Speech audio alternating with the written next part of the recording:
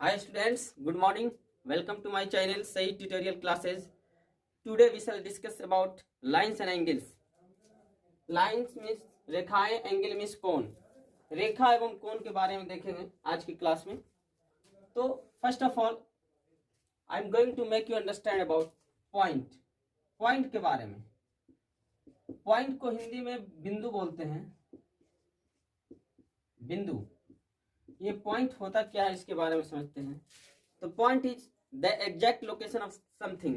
किसी भी चीज का एग्जैक्ट लोकेशन जो देता है उसी को पॉइंट बोलते हैं. पॉइंट को जो है एक फाइन डॉट के द्वारा रिप्रेजेंट करते हैं. It is represented by a fine dot and this point is denoted by capital letter. किसी भी कैपिटल लेटर के द्वारा इसे डिनोट करते हैं, जैसे ए से, बी से, पी से, डी से, etc. यहाँ पे एक पॉइंट है P. तो यही कह रहा है in the given figure P is a point. कुछ भी मान सकते हैं. ये पॉइंट है, point C, point D, etc. कुछ भी मान सकते हैं. तो पॉइंट जो है किसी भी चीज का एग्जैक्ट लोकेशन है. A point is an exact location. A fine dot represents a point. Point को एक फाइन डॉट के द्वारा रिप्रेजेंट करते हैं. And this is represented by capital letter. Okay, copy it. Next है लाइन सेगमेंट. लाइन सेगमेंट के बारे में जानते हैं. तो किसी भी दो पॉइंट के बीच, अभी मैंने पॉइंट बताया था कि किसी भी चीज का एग्जैक्ट लोकेशन जो होता है उसी को पॉइंट बोलते हैं, बिंदु. सपोज एक बिंदु ये है, एक पॉइंट ये है और एक पॉइंट ये. दो पॉइंट के बीच की दूरी जो है, दो पॉइंट के बीच की दूरी, suppose this is point A and this is point B. दो बिंदुओं की बीच की दूरी को लाइन सेगमेंट कहते हैं, रेखाखंड कहते हैं इसे. दूसरी बात यह है नोट करने वाली कि इसका जो है लाइन सेगमेंट का फिक्स्ड लेंथ होता है. इसका लेंथ फिक्स्ड होता है. And it has two end points. And it has two end points. दो एंड पॉइंट्स होते हैं. कहने का मतलब ये है यहाँ रुक गया और ये यहाँ रुक गया. इसके आगे बढ़ाना चाहेंगे तो इधर से नहीं बढ़ेगा, इसको इधर से इधर बढ़ाना चाहेंगे तो नहीं बढ़ेगा. यानी कि इसका फिक्स्ड लेंथ होता है. तो दो पॉइंट के बीच की दूरी जो है, जो एक डेफिनिट दूरी है, उसी को बोलते हैं line segment. Line segment has two end points. इसके दो एंड पॉइंट होते हैं. इट हैज डेफिनिट लेंथ और एक खास लंबाई होती है इसकी. ओके, तो ये है आपका लाइन सेगमेंट. एग्जांपल से समझते हैं. जैसे ये है ए बी. तो ए बी क्या कर रहा है? A B is representing line segment. इसे कैसे पढ़ेंगे? A B is a line segment. A B is a line segment. Next है रे. रे को हिंदी में किरण बोलते हैं. ये लाइन सेगमेंट का ही पार्ट है. मतलब कि ये जब दोनों इन पॉइंट फिक्स्ड थे, दोनों इन पॉइंट फिक्स्ड थे तो ये कहला रहा था आपका लाइन सेगमेंट. और जब इसका एक पॉइंट फिक्स्ड रहेगा और एक पॉइंट जो है मतलब कि नॉट फिक्स्ड रहेगा, मतलब इधर से तो इसे नहीं बढ़ाया जा सकता है, ये क्लोज्ड है. लेकिन यहाँ एरो का निशान दिया हुआ है, यानी कि जिधर एरो का निशान रहे उधर बढ़ सकते हैं. इसका मतलब ये हुआ. तो इसका तो एक फिक्स्ड पॉइंट होता है, लेकिन एक साइड से इसे बढ़ाया जा सकता है, ये और आगे भी खींचा जा सकता है. तो इस तरह से कह सकते हैं कि ये line segment which extends indefinitely in one direction. ऐसा लाइन सेगमेंट जिसको एक तरफ से बढ़ाया जा सके. ये कितना भी बढ़ा सकते हैं, अनलिमिटेड, इसलिए लिखा गया इनडेफिनिटली, अनंत तक के बढ़ा सकते हैं. ऐसा लाइन सेगमेंट जिसके एक साइड से अनंत तक के बढ़ाया जा सकता है, इनडेफिनिटली एक्सटेंड किया जा सकता है, तो वैसा लाइन सेगमेंट को रे कहते हैं. It has one and point. एक एंड पॉइंट है. It does not have a definite length. इसके पास डेफिनिट लेंथ नहीं होता है, क्योंकि इसे बढ़ाया जा सकता है, इसलिए इसका लेंथ डेफिनिट नहीं होगा.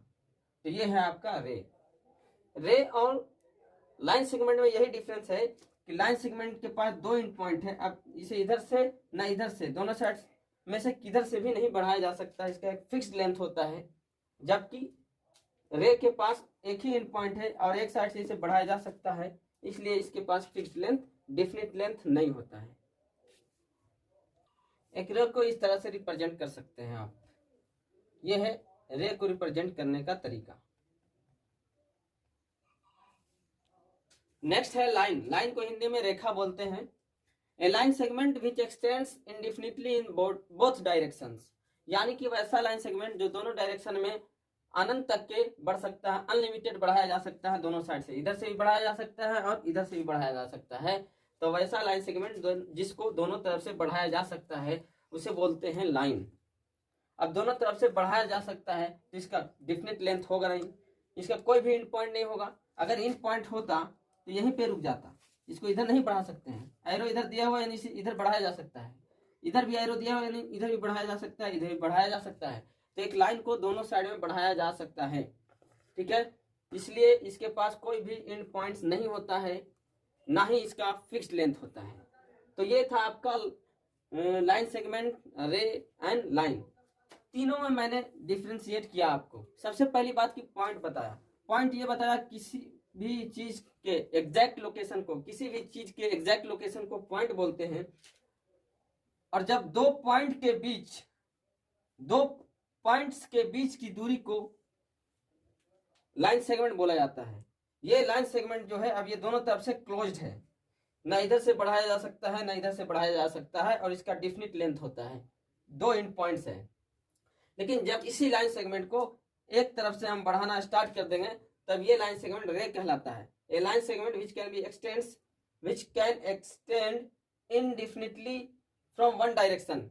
ऐसा लाइन सेगमेंट जो एक डायरेक्शन से अनलिमिटेड उसे बढ़ाया जा सकता है उसे बोलते हैं रे।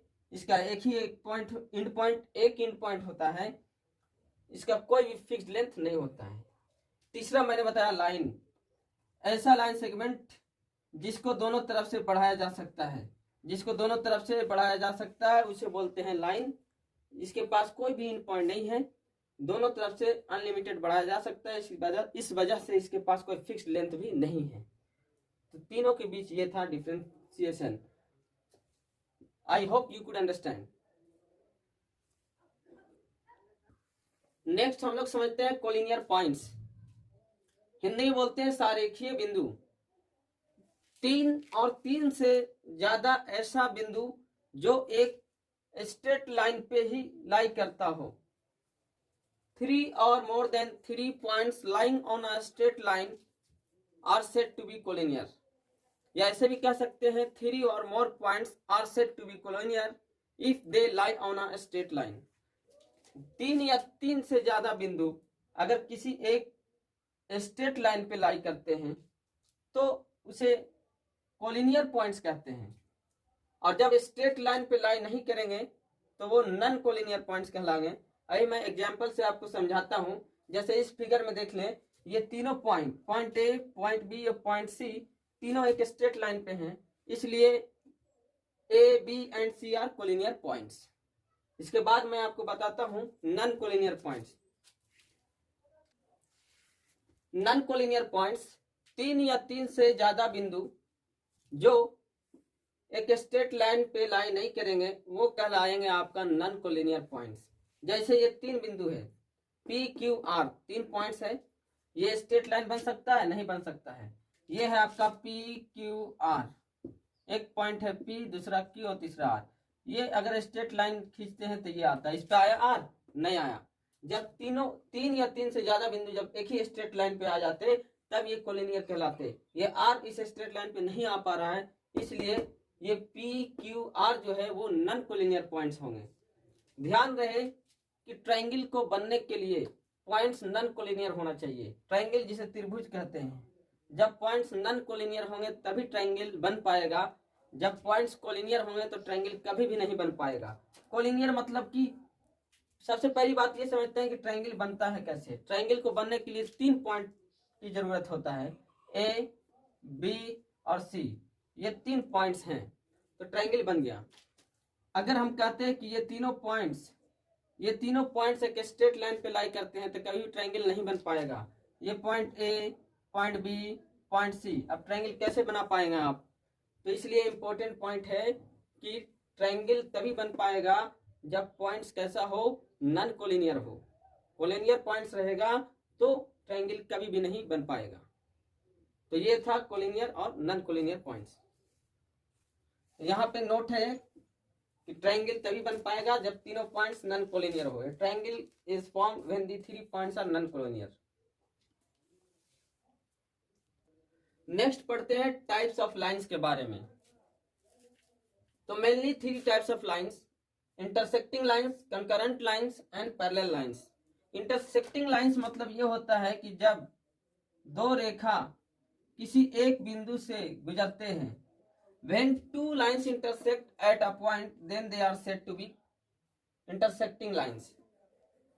और जब दो या दो से ज्यादा लाइन, जैसे एक लाइन ये है, एक लाइन ये है, एक लाइन ये है, एक लाइन ये है, जब सारा लाइंस एक ही बिंदु से पास करे तब वो कहलाता है concurrent lines. Two or more lines passing through a point are said to be concurrent lines.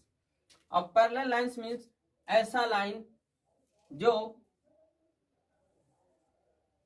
two lines are said to be parallel when the perpendicular distance between these two lines remains same everywhere। यानी कि जब दो बिंदु के बीच लंबवतीय दूरी, यानी ये perpendicular line हर एक बिंदु पे सेम हो, यानी कि जहां पे भी माप लिया जाए ये परपेंडिकुलर डिस्टेंस सेम होगा। ये 5 सेंटीमीटर तो ये भी 5 सेंटीमीटर, ये भी 5 सेंटीमीटर।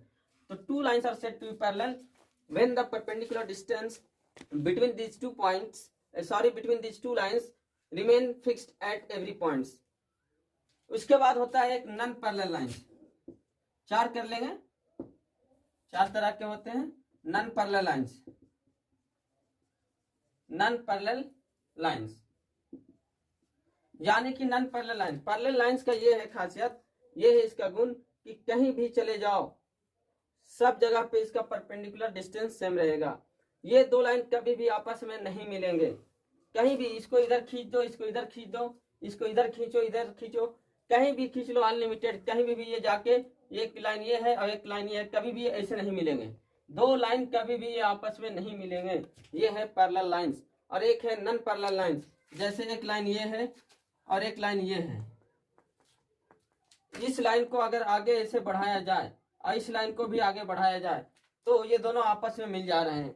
तो जब दो ऐसा लाइन जिसको बढ़ाने पे आगे जाकर के मिल जाए तो वो दो लाइन नॉन पैरेलल लाइंस होते हैं। और जब दोनों नहीं मिलेंगे तो पैरेलल लाइंस। दो लाइन अगर एक बिंदु से गुजरते हैं तो ये इंटरसेक्टिंग लाइंस। दो या दो से ज्यादा लाइंस जब किसी एक बिंदु से गुजरते हैं तो ये concurrent lines. Okay, intersecting lines, two lines having a common point are called intersecting lines. ऐसा दो लाइन जिनका एक कॉमन पॉइंट होंगे वो कहलाएगा इंटरसेक्टिंग लाइन। जैसे अगर ये लाइन को देख लें ए बी, तो ये अगर ए बी पे पॉइंट ओ है और इधर से सी डी जा रहा है तो सी डी पे भी पॉइंट ओ है, यानी पॉइंट ओ जो है ए बी पे भी है और सी डी पे भी है, तो ये कहलाएंगे आपका intersecting lines. Two lines passing through the same point are said to be intersecting lines, ऐसे भी बोला जा सकता है। तो आप क्या कह लेंगे कि A B and C D are, A B and CD are intersecting lines। AB and CD are intersecting lines। तो intersecting lines ये है। concurrent lines, three or more lines intersecting at the same point are said to be concurrent lines। यानी तीन या तीन से ज्यादा अगर लाइन एक ही बिंदु से गुजरते हैं तब ये सब क्या कहलाएंगे, तो ये सब कहलाएंगे आपका concurrent line। यानी आप कह सकते हैं कि AB, CD and EF are concurrent line। ये है concurrent lines। नेक्स्ट है पैरेलल लाइंस, समांतर रेखाएं। से हिंदी बोलेंगे समांतर रेखाएं। Two lines are said to be parallel if the perpendicular distance between them remains fixed at every point. यानी कि दो ऐसा लाइन जिसके हर बिंदु पे परपेंडिकुलर डिस्टेंस, परपेंडिकुलर मतलब सीधे 90 डिग्री पे खींचना है, स्ट्रेट 90 डिग्री बनाते हुए हर एक पॉइंट पे। तो ऐसा लाइन, ऐसा दो लाइन जिनके बीच परपेंडिकुलर डिस्टेंस हर एक पॉइंट पे सेम हो तो ये कहलाते हैं पैरेलल लाइंस। ये दो लाइंस कभी भी नहीं मिलेंगे। A B and C D are parallel lines. Next है नॉन पैरेलल लाइन, असमांतर रेखाएं। दो ऐसा लाइन जिनके बीच की लंबवतीय दूरी हर बिंदु पे बराबर ना हो वे कहलाते हैं असमांतर रेखाएं। Two lines are said to be non parallel if the perpendicular distance between them is not fixed at every point. जैसे फिगर में देख सकते हैं ये दो लाइन है, इसको अगर आगे खींचा जाए ऐसे, इसको आगे खींचा जाए ऐसे, तो दोनों इधर आकर के मिल जा रहे हैं। तो जब ये दोनों मिल जाएंगे तो ये कहलाएंगे नॉन पैरेलल लाइंस। तो ए बी और सी डी कैसा है ये, तो ये है आपका नॉन पैरेलल लाइंस है। नेक्स्ट हम देखते हैं एंगल के बारे में। एंगल को हिंदी में कौन बोलते हैं? Figure formed by two rays having a common end point. ऐसा दो रे, एक रे ये है, सपोज दैट मैं बोला था ऐसा लाइन सेगमेंट जिसका एक एंड पॉइंट होता है एक तरफ से बढ़ाया जा सकता है, उसे रे बोलते हैं। एक रे ये हो गया और एक रे ये हो गया, ये रे ओ ए एंड दिस इज रे ओ बी। ये पॉइंट ओ जो है इसके लिए भी है, पॉइंट ये जो है इसके लिए भी है, ओ बी के लिए भी। तो दो रे, वैसा दो किरण जिनके एक समान बिंदु होते हैं, तो जब ऐसा रे है तो ये क्या बना लेते हैं, ये बना लेते हैं कोण। इसी को बोला जाता है कोण। Figure found by two rays having a common end point is said to be an angle. इसी को क्या बोला जाता है, कोण बोला जाता है। ये एंगल को रिप्रेजेंट करते हैं ये सिंबल से, जैसे ये है सिंबल, इसे रिप्रेजेंट करते हैं तो ये कहलागा, ये है सिंबल एंगल को रिप्रेजेंट करने के लिए, तो ये कहलागा आपका angle A O B, angle A O B. और याद रहे एंगल को जो मेजर किया जाता है वो डिग्री में मेजर किया जाता है, angle is measured in degree. और एक चीज और, एंगल को हमेशा एंटी क्लॉकवाइज में मेजर किया जाता है। जैसे मान के चलो ये घड़ी है, ये 12 है, ये 6 है, घड़ी ऐसे चलता है, कांटा जो है घड़ी का इस तरह से चलता है, ऐसे इस डायरेक्शन में, तो ये कहलाता है क्लॉकवाइज डायरेक्शन। जिस दिशा में घड़ी के कांटा चलता है उसे बोलते हैं क्लॉकवाइज डायरेक्शन। और घड़ी के कांटा के दिशा के ऑपोजिट, यानी कि इसके ऑपोजिट डायरेक्शन में ये कहलाता है एंटी क्लॉकवाइज डायरेक्शन। तो एंगल को हमेशा मेजर किया जाता है एंटी क्लॉकवाइज डायरेक्शन। अगर इसको मेजर करना है इस एंगल को, तो यहां से मेजर करेंगे ऐसे, ना कि ऐसे, ऐसे कभी भी नहीं मेजर किया जाता है, एंटी क्लॉकवाइज डायरेक्शन में मेजर किया जाता है। तो एंगल को ऐसे मेजर करेंगे, इस तरह से। तो ये है आपका figure angle A O B. An angle is represented by symbol this, an angle is measured in degree, इसे बोले एंगल ए ओ बी। और इसी एंगल के बारे में एक और पॉइंट लिख लेंगे, बहुत इंपॉर्टेंट पॉइंट है। An angle is measured in anti clockwise direction, anti clockwise direction, यानी कि घड़ी के दिशा के ऑपोजिट एंटी क्लॉकवाइज डायरेक्शन में मेजर किया जाता है। Now we shall be reading types of angles. कोण के प्रकार देखते हैं कितने प्रकार के होते हैं। Now types of angles, there are mainly 6 types of angles. पहला है एक्यूट एंगल, यानी ऐसा एंगल जिसका मेजर 0 डिग्री से बड़ा हो बट 90 डिग्री से छोटा हो, उसे बोलते हैं acute angle. An angle which measurement is more than 0 degree but less than 90 degree is said to be an acute angle। यहाँ पे एंगल को रिप्रेजेंट मैं किया है थीटा से।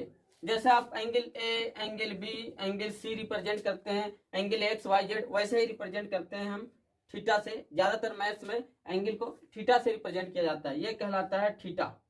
Theta THETA, theta. तो कोई थीटा एंगल है, कोई नया चीज नहीं है। जैसे आप मानते हो एक्स वाई जेड वही चीज है, तो कोई एंगल थीटा है। तो ऐसा एंगल जो 0 से बड़ा हो, 90 से छोटा हो, वो कहलाता है एक्यूट एंगल। दूसरा है राइट एंगल, ऐसा एंगल जिसका मेजर जो है एग्जैक्टली 90 डिग्री हो, ना 90 से कम ना 90 से ज्यादा, तो उसे बोलते हैं right angle. An angle which measurement is exactly 90 degree is said to be a right angle. यहाँ पे एंगल माना है थीटा, तो थीटा बराबर क्या होगा, 90 डिग्री। नेक्स्ट है आपका ऑब्ट्यूज एंगल, ऐसा एंगल जिसका मेजर 90 से बड़ा हो और 180 से छोटा हो। An angle whose measurement is more than 90 degree but less than 180 degree is said to be an obtuse angle। यहाँ थीटा जो है 90 से बड़ा है, 180 से कम है, तो ये ऑब्ट्यूज एंगल है।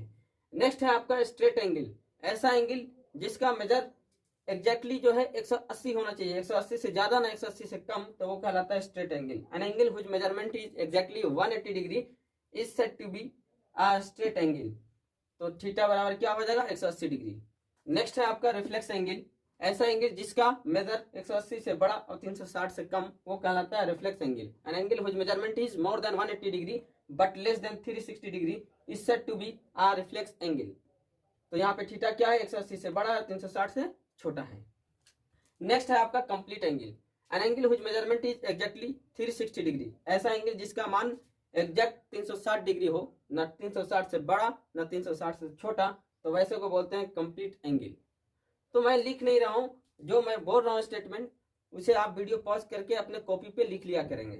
ओके, तो ये तो था आपका इस तरह से इंडिकेट करने का। अब हम फिगर के द्वारा इंडिकेट करके बताते हैं आपको। जैसे ये लिखा हुआ है, आपको कोई फिगर है, आपको बोल देगा ये कैसा एंगल है जी, तो कैसा होगा, ये एक्यूट होगा। क्योंकि अगर यहाँ से अगर ऐसे खींचा जाए, तब ये था आपका राइट एंगल, ये था आपका राइट एंगल, 90 डिग्री ये बना रहा है, तो 90 से छोटा है तो ये कैसा है, एक्यूट एंगल। अब ये वाला कैसा हो गया जी, ये कैसा एंगल है, तो ये है आपका राइट एंगल है। ये कैसा है, right angle, 90 degree exact measure होगा इसका। अब कोई आपसे पूछ देगा बताइए कि ये एंगल कैसा है, ये एंगल कैसा है, तो याद रखें कहां से मेजर करना है एंगल को, एंटी क्लॉकवाइज डायरेक्शन में, यानी यहां से मेजर करना इधर, 90 से छोटा एक्यूट एंगल, यहां से ऐसे मेजर करना है यहाँ, यानी एग्जैक्टली ये 90 डिग्री राइट एंगल। अब ये आपका 90 डिग्री वाला था पोर्शन, ये है आपका 90 डिग्री, देख रहे हैं यहां से यहाँ 90, तो ये तो 90 से बड़ा ना हो गया, तो ये कैसा एंगल हो गया, तो ये हो गया आपका यहाँ तक के ऑप्टिज एंगल हो गया। तो फिगर से भी मैं समझा दे रहा हूं। नेक्स्ट है ये, मान के चलो एक रे ये है, एंगल कब बनता है, जब दो रे मिलते हैं, जैसे एक रे ये है एक रे ये, तो ये दोनों मिले तो एंगल बना। ये एंगल ऐसे बढ़ते बढ़ते बढ़ते, ये जो रे है यहां से ऐसे होते होते यहाँ पे आ गया, यहाँ पे ये हो गया, ये है आपका। अब बताइए ये यहाँ तक के क्या था 90, और बढ़ते बढ़ते यहाँ आ गया, इधर भी 90 और इधर भी 90, तो आप बताइए खुद 90 और 90 कितना होता है 180। तो यानी कि ये स्ट्रेट लाइन बन गया, तो किसी भी स्ट्रेट लाइन पे कितना एंगल बनता है जी 180। तो ये कैसा एंगल हो गया 180। एंगल को मेजर किया जाता है एंटी क्लॉकवाइज डायरेक्शन में, तो एक स्ट्रेट लाइन पे 180 डिग्री बनता है, तो ये हो गया 180। अब सपोज दैट यही रे है ए, ये एंगल बना था, ये घूमते घूमते घूमते यहाँ पे आ गया इस तरह से, ये है फिगर। आप मुझे खुद बताएं, कभी भी ऐसे आप नहीं कहेंगे ये एंगल, क्योंकि ऐसे खींच रहे हैं तो ये क्लॉकवाइज में घूम रहे हैं, और एंगल को क्लॉकवाइज में मेजर नहीं किया जाता है, हमेशा एंटी क्लॉकवाइज मेजर किया जाता है, यानी कि यहाँ से आपको मेजर करना है। तो ये एंगल ये रहा आपका, ये वाला एंगल, ये क्या लगा आपका एंगल। अब बताइए यहाँ से यहाँ चले थे तो ये 90, फिर यहाँ आ गए थे तो ये 180, ये पूरा हो जा रहा था यहाँ से यहाँ तक के 180, लेकिन ये 180 से भी बड़ा हो गया। तो ऐसा एंगल जो 180 से भी बड़ा हो जाए, ऐसा एंगल जो 180 से भी बड़ा हो जाए, तो ये कहलाता है रिफ्लेक्स एंगल। तो ये आपका हो गया reflex angle, reflex angle AOB, reflex angle AOB। Next दिखाता हूं मैं, ये रे था, ये एंगल बन रहा था, ये रे जो है ये वाला, एक तो रे ये है आपका, यहाँ पे आया यहाँ पे आया, ऐसे आया ऐसे आया, ऐसे घूमते घूमते घूमते इसी पे आके एडजस्ट कर गया।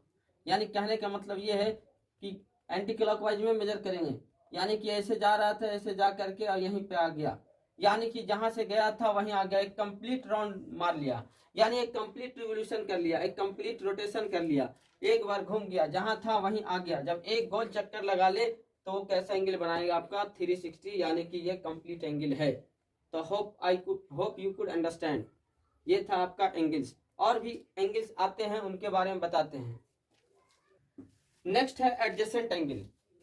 एडजेसेंट एंगल्स किसे कहेंगे, अब जो भी एंगल्स हम पढ़ने जा रहे हैं वो पेयर में आ रहे हैं, यानी कि जोड़ा में आएंगे, एक एंगल की बात नहीं होगी, दो एंगल की। तो ऐसा दो एंगल्स जिनका एक वर्टेक्स होता है, एक सेम वर्टेक्स होता है, यानी कॉमन वर्टेक्स, जैसे ये है, ये कोना जो देख लो ये कॉमन है, यानी कि ये वाला कोना जो है एंगल AOB को भी बनने में मदद कर रहा है, और यही कोना जो है एंगल BOC को बनने में भी मदद कर रहा है। यानी कि two angles are said to be adjacent only when, तीन कंडीशन सेटिस्फाई करेगा तब। पहला तो ये they have same common vertex, तो सेम कॉमन वर्टेक्स है जी, एंगल AOB को भी बनने में ये काउंट हो रहा है, एंगल BOC को भी बनने में ये काउंट हो रहा है। तो कहने का मतलब कि ये वर्टेक्स O जो है दोनों के लिए काम कर रहा है, AOB के लिए भी BOC के लिए भी। तो if they have same vertex, दूसरा कंडीशन ये है if they have a common arm, और एक कॉमन आर्म भी होना चाहिए। जैसे ये OB की बात कर लें, आर्म OB, आर्म मतलब ये साइड जिसे बोलते हैं, OB को देख लेते हैं OB। तो OB जो है एंगल AOB भी बनने में ये काम कर रहा है, एंगल BOC भी बनने में काम कर रहा है, यानी कि OB जो है एंगल AOB में भी काउंट हो रहा है और एंगल BOC में भी काउंट हो रहा है। तो OB क्या हो गया, दोनों एंगल के लिए कॉमन हो गया, यानी OB is common arm for angle AOB and angle BOC, तो कॉमन आर्म भी मिल गया। तीसरा कंडीशन ये है कि there non common arms are on either side of the common arm, यानी कि नॉन कॉमन आर्म यानी जो कॉमन नहीं है, जैसे O है, OA, ये OA जो है AOB बना रहा है, और ये OC जो है BOC बना रहा है, यानी कि OA और OC में कोई लिंक नहीं है। हाँ, OB में लिंक जरूर है। OB जो है इस एंगल को बनने में मदद कर रहा है और इसको भी, तो OB तो कॉमन आर्म हो गया, लेकिन OA और OC कैसा हो गया, नन कॉमन आर्म। तो यही कह रहा है कि इनका नन कॉमन आर्म जो है कॉमन आर्म के इधर साइड में होना चाहिए, यानी कि एक इधर तो एक इधर। देख सकते हैं कॉमन आर्म OB था, OA जो है इधर है और OC जो है इधर है, तो नन कॉमन आर्म जो है कॉमन आर्म के इधर साइड में है, एक इधर तो एक इधर, तीनों कंडीशन सेटिस्फाई कर रहा है। दे have same vertex O, they have a common arm OB हो गया, एंगल AOB बनने में भी काम कर रहा है, BOC भी बनने में भी काम कर रहा है, तो भी कॉमन हो गया। There non common arms are on इधर side of the common arm, ये नन कॉमन आर्म जो है कॉमन आर्म को मतलब कि अलग अलग साइड में हो, एक इधर कॉमन आर्म के इधर तो एक इधर, ये भी सेटिस्फाई कर रहा है। तो इस तरह के एंगल्स को हम बोलते हैं adjacent angles. Two angles are called adjacent angles if they have the same vertex, they have a common arm, there non common arms are on either side of the common arm. Figure में देख सकते हैं angle AOB and BOC are adjacent, तो ये है आपका adjacent angles. Next है linear pair of angles, ये एडजेसेंट ही एंगल्स होता है। फर्क क्या है वो मैं बताता हूं। अभी मैं बताया था कि एडजेसेंट एंगल यानी कि दो ऐसा एंगल्स जिनका कॉमन आर्म होता है और कॉमन वर्टेक्स होता है, तो उसे बोलते हैं एडजेसेंट एंगल।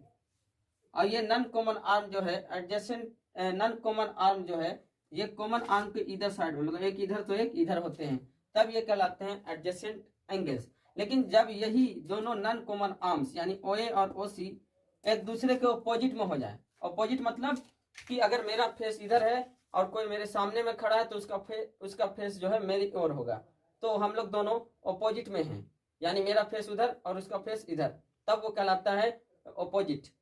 ऑपोजिट मतलब सामना सामनी जिसे बोलते हैं। तो देख सकते हैं ये एडजेसेंट एंगल्स था, अगर इसी के आर्म को, यानी कि ये था आपका एडजेसेंट एंगल, ये था आपका एडजेसेंट एंगल, ये AOB and BOC adjacent angle. Adjacent angle और लीनियर पेयर ऑफ एंगल में दोनों फर्क अभी समझ में आ जाता है। यानी एडजेसेंट एंगल में जो है ये नन कॉमन आर्म जो है कॉमन आर्म के इधर साइड में होते हैं, एक इधर तो एक इधर। लेकिन जब यही नन कॉमन आर्म जब ऑपोजिट बन जाते हैं, यानी एक दूसरे के ऑपोजिट हो जाते हैं, यानी कि ये यहाँ से कहाँ चला आएगा, इसका फेस इधर है तो इसका फेस कहाँ हो जाएगा, इधर हो जाएगा। यानी कि मान के चलो ये नन कॉमन आर्म जो थे ये और ये स्ट्रेट लाइन बन गए, तब जाके यही एडजेसेंट एंगल्स जो है वो लीनियर पेयर ऑफ एंगल कहलाते हैं। और जब ये non common arm straight line बना लिए तो आपको पता है कि एक स्ट्रेट लाइन पे कितना एंगल होता है, 180 डिग्री होता है। तो आप ये कह सकते हैं कि एंगल AOB और BOC linear pair of angle हैं, इसलिए ये दोनों एंगल का सम, ये दोनों एंगल का जोड़ कितना होना चाहिए, 180 होना चाहिए। ये होता है लीनियर पेयर ऑफ एंगल। तो एडजेसेंट और लीनियर में फर्क ये है, एडजेसेंट में जो है non common arm remains on either side of the common arm, common arm के एक इधर तो एक इधर। लेकिन जब यही कॉमन आर्म ऑपोजिट डायरेक्शन में आ जाते हैं, यानी एक का फेस इधर तो एक का फेस इधर, यानी स्ट्रेट लाइन बना लेते हैं, तब ये कहला जाएगा आपको ये दोनों एंगल एडजेसेंट से कहला जाता है लीनियर पेयर ऑफ एंगल्स। और ये स्ट्रेट लाइन हो गया तो 180 डिग्री, इसलिए लीनियर पेयर ऑफ एंगल्स का सम 180 डिग्री होता है। यानी कह सकते हैं angle AOB plus angle BOC is equal to 180 degree. तो ये था आपका लीनियर पेयर ऑफ एंगल्स। यानी कि यहाँ पे एक नोट में लिख लेंगे, लीनियर पेयर ऑफ, इस तरह से the sum of linear pair of angles, the sum of linear pair of angles is 180 degree. यानी कह सकते हैं कि angle AOB plus angle BOC is equal to 180 degree.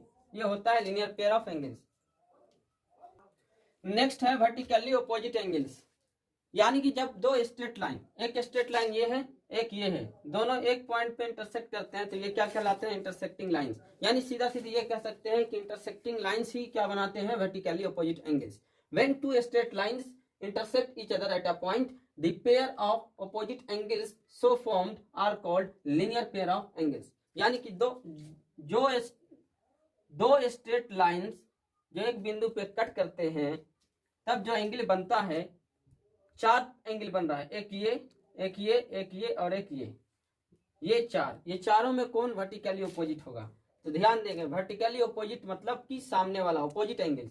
यहाँ पे लिख रखा है opposite angles, opposite angles so formed. Opposite मतलब सामना सामनी, ये तो इसके सामने ये, यानी ये एंगल और ये एंगल कैसा है? वर्टिकली अपोजिट एंगल्स है। यानी कि एंगल AOD और एंगल BOC कैसा है? वर्टिकली अपोजिट एंगल्स है ये दोनों। ये एंगल के सामने ये एंगल, यानी कि angle AOC and angle BOD कैसा है? वर्टिकली अपोजिट एंगल्स है। तो ये है आपका वर्टिकली अपोजिट एंगल्स। और एक बात और, वर्टिकली अपोजिट एंगल्स जो होते हैं वो इक्वल होते हैं आपस में। अगर ये 60 तो ये भी 60, अगर ये 120 तो ये भी 120, यानी vertically opposite angles are equal. वो मैं अगला पॉइंट में लिखवा रहा हूं।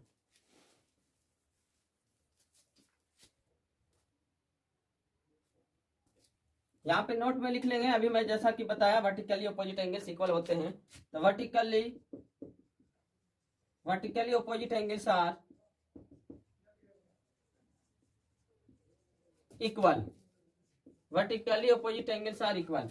यानी आप कह सकते हैं वर्टिकली अपोजिट एंगल कौन? सामने वाला, एंगल AOD और angle BOC। Angle AOD is equal to angle BOC, ये कह सकते हैं। और दूसरा हो जाएगा इसके सामने ये angle AOC is equal to angle BOD, angle AOC is equal to angle BOD। तो ये दोनों क्या कहलाते हैं? Vertically opposite angles. यानी दो जोड़ा बन रहा है, एक जोड़ा ये, एक जोड़ा ये। नेक्स्ट है कंप्लीमेंट्री एंगल्स, यानी वैसा दो एंगल्स जिनका सम, जिनका योग, जिनका जोड़ 90 डिग्री हो। दो वैसा कोई भी एंगल, मान के चलो एक x है और एक y है, अगर ये दोनों का जोड़ 90 हो जाता है तो x and y are called complementary angles. Two angles are said to be complementary angles if their sum is 90 degree. Example पे ले सकते हैं, जैसे 20 है और 70 है, क्या ये दोनों मिलकर 90 बना ले रहे हैं? तो बिल्कुल। तो 20 एंड 70 आर कंप्लीमेंट्री एंगल्स। ये मान के चलो 30 है और ये 60 है, तो ये कैसा एंगल्स है जी? 30 + 60 90 हो रहा है, तो 30 and 60 are complementary angles.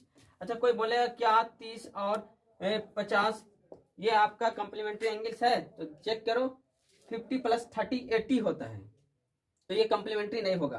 Complementary के मतलब ये है कि दोनों का सम, दोनों का जोड़ 90 हो जाए, और ये 80 हो रहा है, इसलिए कंप्लीमेंट्री नहीं होगा।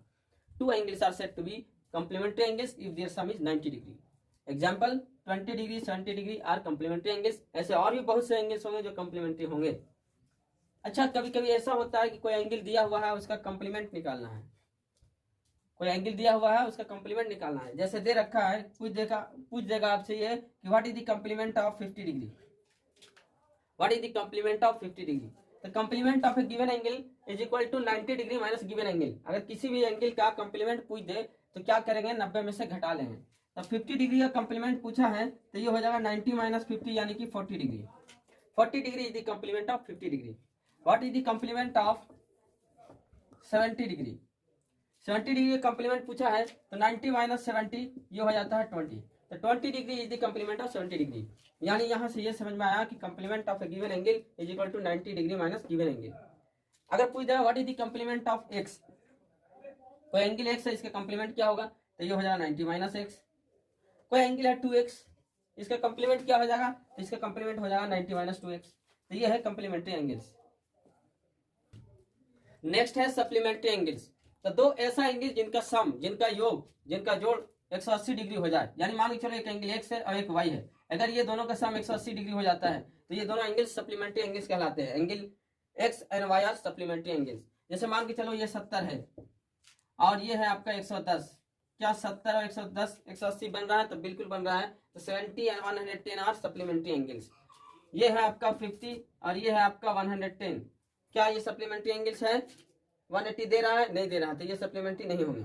कोई भी वैसा दो एंगल जिनका सम 180 डिग्री होता है वो कहलाते हैं सप्लीमेंट्री एंगल्स। जैसे 120 and 60 are supplementary angles. Two angles are said to be supplementary angles if their sum is 180 degree. Next है supplement of a given angle. किसी भी दिया गया एंगल का सप्लीमेंट कैसे निकालेंगे? जैसे आपसे पूछ दिया कि what is the supplement of 60 degree. 60 degree supplement क्या है? इसका सप्लीमेंट निकालना है तो क्या है? 180 में से दिया गया एंगल को घटा लेंगे, तो 180 में से 60 को माइनस कर लेंगे, यानी कि 120 डिग्री। तो 120 degree is the supplement of 60 degree. What is the supplement of 100 degree? What is supplement of 100 degree? तो सप्लीमेंट क्या हो जाएगा जी, 180 में से घटा लेंगे 100 को, तो क्या मिलेगा 80. तो 80 degree is the supplement of 100 degree. What is the supplement of x degree? तो इसका सप्लीमेंट क्या हो जाएगा 180 माइनस एक्स. तो 180 minus x is the supplement of x angle. तो ये है आपका सप्लीमेंट्री एंगल्स. नेक्स्ट समझते हैं बाइसेक्टर ऑफ एन एंगल. कोण द्विभाजक, यानी कि मान के चलो कि कोई भी एक एंगल है, मान के चलो ये एंगल है आपका 80 डिग्री का, 80 डिग्री का एंगल है. कोई ऐसा लाइन आया यहाँ से जो इसको दो इक्वल पार्ट में बांट दिया, यानी कि ये भी 40 का हो गया अब, और ये भी हो गया आपका 40 का, और ये पूरा 80 का. तो ऐसा लाइन जो किसी भी एंगल को दो इक्वल पार्ट में, ऐसा रे जो किसी भी एंगल को दो इक्वल पार्ट में बांट देता है, तो ये रे जो है, ये किरण जो है, ये एंगल का बाइसेक्टर कहलाता है. जैसे OP bisector, angle AOB, angle AOB का ओपी बाइसेक्टर कब कहलागा? जब ये ओपी एंगल एओबी को दो इक्वल पार्ट में बांट दे, यानी कि जितना ये एंगल उतना ही ये एंगल हो जाए. यानी if angle AOP is equal to angle BOP, then this OP is called the bisector of angle AOB. Next है एक नोट है, इसे समझ ले क्या है. ये कह रहा है the sum of all the angles form at a point on a straight line is 180 degree. यानी कोई भी स्ट्रेट लाइन पे, स्ट्रेट लाइन के एक बिंदु पे जितना भी एंगल बनता है, जितना भी एंगल बना लो अनलिमिटेड, ये सब का सम कितना होगा 180. क्योंकि एक स्ट्रेट लाइन पे कितना एंगल बनता है 180, इसलिए this plus this plus this plus this plus this कितना होना चाहिए 180 डिग्री. तो ये है आपका, यानी कि ये आपका स्ट्रेट लाइन है एडी, इस पे एक एंगल बन रहा है एंगल एओबी, दूसरा एंगल बीओसी और तीसरा एंगल सीओडी. तो angle AOB plus BOC plus COD कितना होना चाहिए 180 डिग्री, क्योंकि एक स्ट्रेट लाइन पे कितना बनता है 180 डिग्री, इसलिए सबका सम, सबका जोड़ कितना होगा 180 डिग्री. यानी कि किसी भी स्ट्रेट लाइन के एक ही पॉइंट पे, एक पॉइंट पे बनना चाहिए, ना कि एक एंगल यहाँ बन रहा है, एक एंगल यहाँ बन रहा है, एक एंगल यहाँ बन रहा है, ऐसे नहीं होना चाहिए. एक ही पॉइंट पे, किसी भी स्ट्रेट लाइन के एक पॉइंट पे, यानी यहीं से एंगल निकलना चाहिए, इसी बिंदु से निकलना चाहिए. तो एक बिंदु से एक स्ट्रेट लाइन पे जितना भी एंगल बनता है, सबका योग, सबका सम कितना होता है 180 डिग्री होता है. तो ये जो अभी मैंने कंसेप्ट पढ़ाया लाइंस एंड एंगल्स का, बस एंगल्स और लाइंस में इतना ही, ये बहुत काफी है आपके लिए. नहीं आता है समझ में, आप वीडियो को रीबैक करके देखें, पॉज करके समझे, नोट्स बनाएं, कॉपी पे लिख लें आप और रिवीजन करें, आपको जरूर आएगा समझ में. अच्छे से समझे, खुद से भी समझे, दिमाग लगाएं कैसे क्या हो रहा है. अगर नहीं आता है समझ में, फिर भी समझ में नहीं आता है, तो आप मुझे कमेंट करें. तो ये था आपका lines and angles. Next class में जो है मैं आपको इसके ऊपर जो भी सवाल उठते हैं वो सब मैं डिस्कस करूंगा.